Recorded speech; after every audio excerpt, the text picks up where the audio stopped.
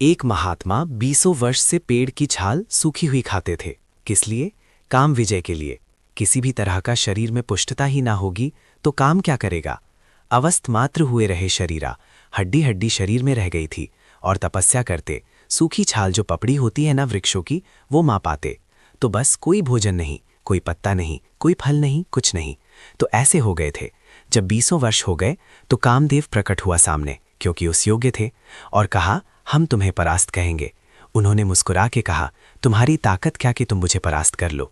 बोले अच्छा चलते हैं। चला गया काम। दूसरे दिन जहां वो पपड़ी खाते थे ना, वहां हलवा लगा मिला। हलवा।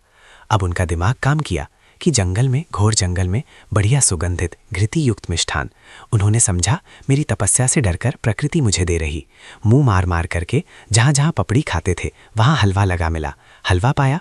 20-25 दिन हुए, थोड़ा खून दौड़ा नसनाड़ियों में। अब एक दिन वो उस अपने टाइम से जाते थे उनका हलवा, तो जो टाइम से गए वहां पाने के लिए, तो देखा एक 16-17 वर्ष की लड़की हलवा लगा रही है। भयभीत होने का वो नाटक किया। बोले भयभीत मत हो, भयभीत मत हो, शांत रहो, नजदीक आओ। जो ही देखा तो कमल नयनी सुंदरी छमम छमम करती हुई पायल। महाराज ने कहा कि तुम डर क्यों रहे हो? निडर होकर ये हलवा तुम लगाती थी। हाँ महाराज, आप जैसे तपस्वी की सेवा हमारी सामर्थ्य कहाँ कि आंख मिला के कर सके, कि मैं आपके सामने जाके हलवा परोस सकूं, इसलिए छुप छुप के। बोले आज से छुपने की ज़रूरत नहीं है और पेड़ में लगाने की ज़रूरत नहीं, सीधे ले आया करो पात्र हलवा। 10-5 दिन और हलवा पाया सीधे। अब तो काम वेदना अंदर जागृत हुई। उन्होंने कहा देवी तुम्हारा ब्याह हुआ है? उन्होंने कहा नहीं महाराज। तो बोले मेरा भी नहीं हुआ। तो बोले मैं आप जैसे महान तपस्वी को पति रूप में प्राप्त कर सकूं, ये तो मेरा सौभाग्य है।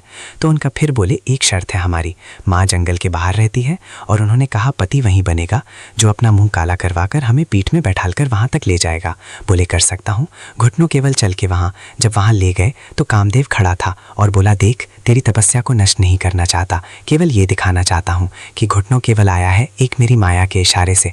अगर मैं 5 बार संतान कर दूं तो तेरे हाल क्या होंगे? तो उन्होंने प्रणाम किया।